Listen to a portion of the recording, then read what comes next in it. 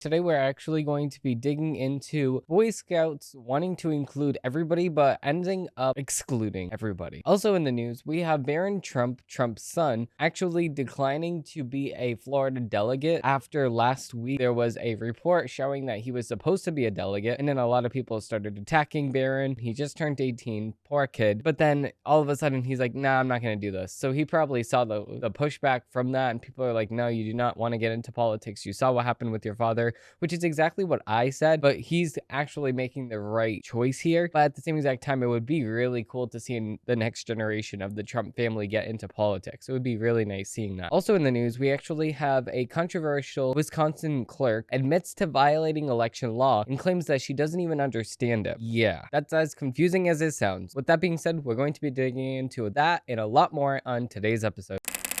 Facts over tracks, isn't that spitting slow, spitting fast, I could roast, I could gas, think I'm okay at last, but I don't know if that can erase all the past. Moving into the first article, we actually have a Daily Wire article. We have Boy Scouts want to include everyone, but now no one wants to join, which I don't blame anybody because now it's just called Scouting America. And what are you supposed to do? Go on a hike around America? It just completely obliviates all of the functions of the Boy Scouts. It just completely makes sure that everything that it had left is now destroyed. It's disgusting. What's in the name? When you're a Boy Scout, the answer is not very much. The once respected club for boys has been on decline for years as the week's rebranding announcement. It could be the final death knell for the more than century-old organization. Boy Scouts is no longer called Boy Scouts, and the rebrand is meant to attract more girls to join, but in reality, the change may inspire neither to have any interest. The National Scouting Organization underwent a major change in 2018 when it started allowing girls to join Club Scouts, which is for children aged 7 to 10. The following year, the Boy Scouts program for older kids 11 to 17 began admitting younger children. The new name will reflect these changes as the group which formerly switched to Scouts BSA, will now rebrand as Scouting America. Effective February 8th, 2025, the 150th anniversary of the organization. BSA president and CEO Roger A. Crone said that the name change was made in part to engage girls to join the program since it no longer will have the name boy in it. While this may be a surprise to some of you, for us, this is more straightforward evolution and the next natural step into ensuring all American youth feel welcomed and recognized in this organization. This is meant to serve all Americans, Crone said in a press release about the name change per CNN. Okay, but there's something called Girl Scouts and there's something called Boy Scouts. And when you're a Boy Scout, you are a boy that is on a mission to complete all these badges. But if you are a Girl Scout, you are a girl trying to complete all of these badges. So, what is the difference here? It's the difference is now that you can be a girl and a guy at the same exact team. So now there's no organization, there's mishaps, there's miscalculations all around. I just don't see the need in this. When we have our own organizations and our own spaces to participate in, we don't need to open up the floodgates and allow anybody to just be in any group that they want. It just does not make much sense whatsoever why you would go and do that. Because if you were to look at any other sport, if you were to look at boys basketball or the WNBA, which is the women's basketball, there's not a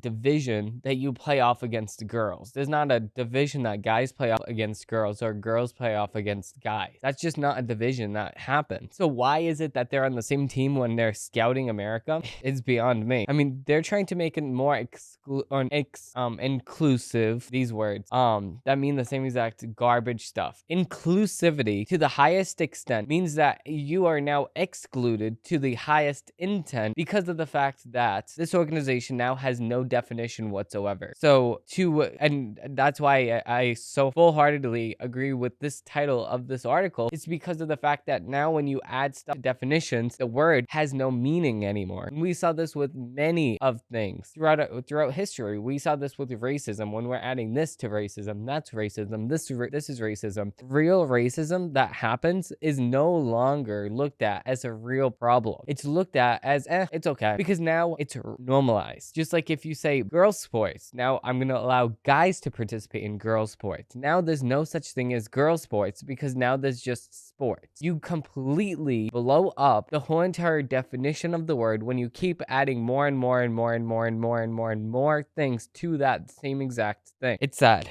It really is sad because I used to buy Girl Scout cookies, Boy Scout cookies. I used to buy these things all the time for when I was at work and Girl Scouts used to come by. I used to say, oh yeah, we'll have a package. It's just really good. I used to buy them on Amazon. It's just good. But the thing is, why are we going to sit here and support an organization that does not have the kids' best interest at heart? Since 2018, we saw the decline of this organization, and it's only going to continue to decline because of this action that they took. So with that being said, we do have another article from the Daily Wire. We have Barron Trump declines offer to be RNC delegate due to prior commitments, but he does like politics, of course. He does like politics because his father was the president, his mother was the first lady. So you're gonna have to like politics at that point because you're a very political family. Former President Donald Trump's youngest son, Barron, has declined an offer to be delegate at this year's Republican National Convention, RNC, but not for a lack of interest in politics. A statement from former First Lady Melania Trump's office said, while Barron is honored to have been chosen as a delegate by Florida Republican Party, he regretfully declines to participate due to prior commitments, according to The Hill. Donald Trump, who is the presumptive GOP presidential nominee in the current election cycle, said in a radio interview on Friday that Barron does like politics and often gives his father advice on what political moves he should make. He's really been a great student, Trump said of his son, who graduates from high school next week. And he does like politics. It's sort of funny. He'll sometimes tell me, Dad, this is what you got to do. On Wednesday, the Florida Republican Party selected Barron to be an at-large delegate at the RNC in July in Milwaukee. And if Barron has gone through it, the 18-year-old would have joined his half-siblings, Donald Jr., Eric, and Tiffany, to be part of the Florida delegation. A Trump campaign official had previously told ABC News that Barron was on the delegation roster and is very interested in our nation's political process. Barron was just 10 years old when his father was elected to the White House in 2016. Since the time, Barron has largely kept out of the spotlight, only occasionally appearing besides his parents and family at campaign and public events. In recent weeks, however, the media has focused more on Donald Trump's youngest son, who now towers over the family at 6'7", as the former president sits through a criminal trial in Manhattan. Donald Trump has been stuck in the courtroom for 4 days a week in a trial focused on 34 felony counts for falsifying business records to allegedly cover up payments, including to adult film actress Stormy Daniels, in a bid to conceal damaging information as part of a yada yada yada yada yada. Okay, we already know all this. It's just BS. They're trying to tag this on Trump. And then now they're trying to attack his youngest son, Barron Trump, just because of the fact that he is his son. I completely agree with this decision at the same exact time because of the fact that he should stay out of politics. Politics is really not a good thing. You get attacked relentlessly for doing absolutely nothing. I saw a compilation of Barron Trump throughout the years since his father was elected to office, and people are just making fun of him in the comments. People just have their keyboard warriors at this time of age. They just talk whatever they want about whoever they want and not even thinking that people actually have feelings. It's just sad seeing all of the attacks on him. He's just 18 years old. He just turned 18 years old. He's just graduating high school. And then to see all these people just hate on you for no reason whatsoever other than the fact that your dad is your dad. So I don't know. It just does not sit right with me to just attack somebody because of the fact that Barron Trump is not even in the political spotlight whatsoever. He was selected, not appointed, not saying that he wanted to. He was just selected to be a delegate in Florida. And now people are saying, oh, he's so ugly and he should kill himself and blah, blah, blah, blah. Like, no, that's not right. These people that say stuff like that online just need to touch grass. Like Brett Cooper likes to say, they need to touch grass. These people need to see the real world because, you need to get off your phone because that's not the reality that you should be living in. That's not the society that you should be forming for us and everybody living in society, telling people to kill themselves just because of the fact that their parents are their parents. That's sad. That's a little pathetic. People need to think about what they say before they say it because it's really frustrating. With that being said, we're going to be digging into the headlines of the week.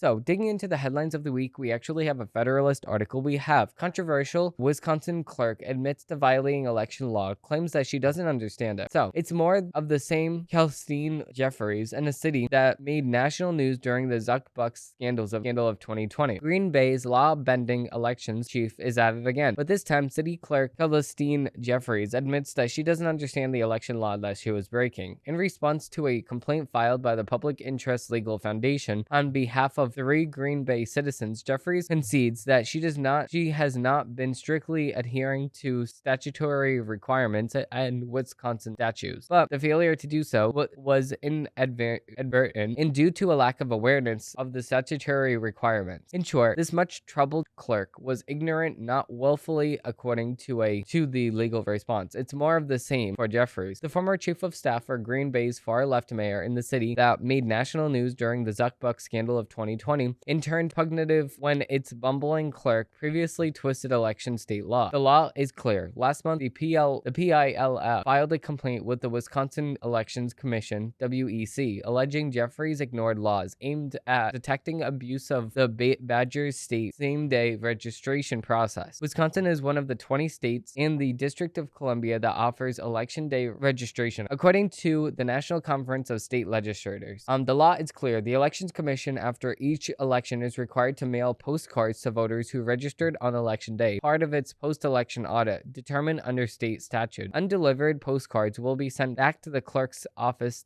of the city origin. According to the law, for any postcard that is unreturned or undeliverable, or if the clerk is informed the voter resides at a different address than one provided on election day, the election official must change the status of the voter from eligible to ineligible on the registration list. Then, the official must mail the voter a notice of change and provide the name of the elector and the district attorney for the county where the polling place is located in the Elections Commission. In February 2023, WEC updated guidance regarding the handling of processing of election day registration postcards returned to the clerk's office after election, confirming the requirements as mandatory. Jeffries failed to do this part of her job at every turn, according to a complaint. Inactivated zero resident. PILF lawsuit notes that Green Bay reported 3,497 election day registrators in the hostily contested 2020 presidential election, in which Democrat candidate Joe Biden narrowly defeated President Donald Trump on the battleground Badger State. Of those, 170 were returned undeliverable to the clerk's office. WEC's election day registrations report found Green Bay elections officials inactivated zero residents and referred zero residents to the district attorney. That line, inactivated zero residents, comes up again and again. In 2021 elections, the primary and general elections in 2022, and Wisconsin Democrat Tony Evers, the most leftist statewide officers, won, and again in 2023 spring election, in which the far left Wisconsin Supreme Court Justice candidate claimed victory and turned control of the court over the 2 leftists. In the later contest of the 672 election day registrants, 24 postcards were returned as undeliverable to Jeffrey's office. Yeah, so not doing your job and not knowing that you're not doing your job properly is not an excuse not to do your job. You're still in the position of power to do that job. So you not knowing the law just proves that you should not have been there in the very first place, and you should be held to account because you are not following the laws that we have on the books. So again, these people are the reason why we keep seeing this situation play out time and time again. That people that should not be voting in our elections are voting in our elections. Should not happen whatsoever. Moving on to the next article, we actually have a Federalist article. We have pressure grows for Ohio Speaker to advance bill keeping foreign cash out of elections. A coalition of election integrity groups is demanding Ohio House Speaker Jason Stephens advance legislation prohibiting foreign money from backing ballot measures. Ohioans deserve elections that are free and fair, not influenced by foreign billionaires allowed to bankroll left-wing causes at the expense of American citizens. Heritage Act Director of State Adversary Kathleen Gunsass said in a statement, in a crucial election year with generational ballot measures on the line, the Speaker's decision to put politics over election integrity is unacceptable. Conservatives will not relent in our calls to get foreign meddling out of every election and to protect the votes of all Ohioans. On Wednesday, the Republican-controlled Ohio State passed the amended version of House Bill 114 to ensure President Joe Biden will be able to appear on the Buckeye State's 2024 general election ballot. As the Federalist reported, the Office of the Ohio Secretary Secretary of State Frank LaRose sent a letter last month notifying State Democrat Party Chair Liz Waters that the Democratic National Convention current date is more than a week after the date by which the presidential candidates must be certified in Ohio. Okay, so this is exactly what I was hearing of before. So because of the fact that the Democratic National Convention will be held a week after candidates must be certified in Ohio, usually the Democratic Party is just like, it's okay. Ohio's just gonna let it slide. Ohio's just gonna let it slide. Not this year. Not this year. No, they should just be like, oh well, if you don't want to put Trump on the ballot, then we're just gonna keep this in the back of our head, and then when you need to be put on the ballot in a red state, what incentive would we have to do so? No, Joe Biden can just stay off the ballot. And then now we have the same exact play going on here. We have you trying to take people off the ballot, and then we trying to take people off the ballot. So it's like, who's gonna win once people are taken off the ballot? And that's a good thing now. And people are like, oh well, he shouldn't be taken off the ballot. He shouldn't be taken off the ballot. Oh well, write him in. Write him in. If you really don't want this person taken off the ballot, write the person in. Because if where I'm voting, Donald Trump's not on the ballot, then I'm gonna write his name in. So I don't really care if he's on the ballot. If he's not on the ballot, I'm gonna just write it in anyway. And I'm in a liberal state, in a liberal city. So it's not going to happen that Trump is going to win my city or state anyway. But the thing is, I'm still going to vote for him because Donald Trump 2024, of course. So, La Rose's office noted that to ratify the issue, the Democratic National Committee must change the date of the nominating convention or Ohio lawmakers must pass legislation creating an exception to the statutory requirement by May 9th. They should not do it. Senate Republicans attempted to score for their own voters too, as they passed a bill to help rectify Democrats' schedule mistake. When the Senate bill passed HB 114, they added provisions prohibiting foreign nationals from expanding funds, including independent expenditures for Ohio ballot measure campaigns. Foreign donors, including Swiss national, I'm not going to pronounce his name, who funnels millions of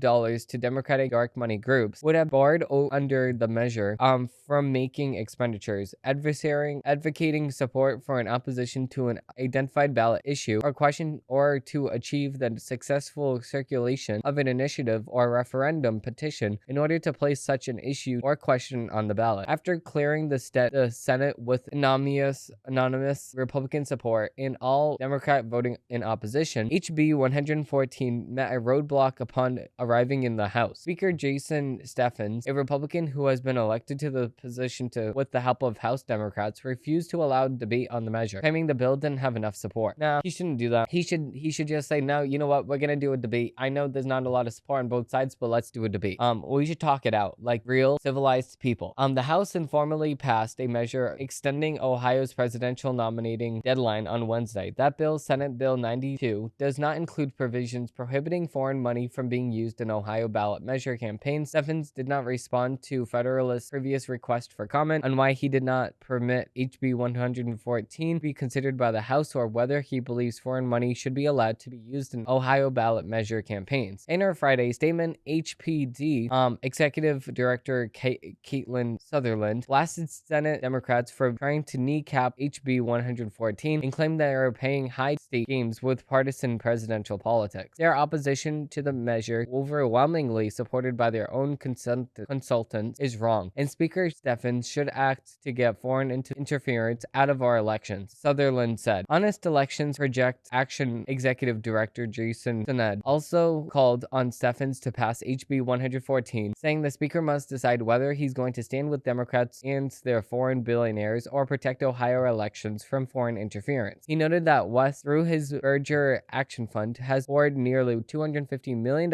into left-wing 1630 fund. Yeah, of course. So again, the Democrats like to stay with the Democrats and the Republicans like to go with the Democrats again. So it just does not make any sense here. Of course, when it comes down to Democrats staying together to get things done, we on the Republican side don't really have that, because now Republicans just cannot let our opposition leaders or opposition get the bad end of the stick. They're like, no, but this isn't fair. Our competitor is at a disadvantage. Oh, please let them go. Let them go. Like, what are you even talking about? Just because of the fact that there's rules on the books, we need to hold those rules accountable. We cannot have foreign interference in our elections. And that's going to not benefit Democrats at the same exact time, why are we going to sit here and say, well, that's not fair, guys? They don't have any money. Like, can you let them lose for once, please? If our opposition is on a losing position, then how about you let them lose on that losing position instead of saying, please let them win, please? What are you even doing here if you're not going to stand with the Republican when you're a Republican? But there's not enough support. Well, by the Democrats, because the Democrats are going to most likely going to benefit less from this measure than Republicans, of course, because the Democrats are getting most of the money. Oh goodness,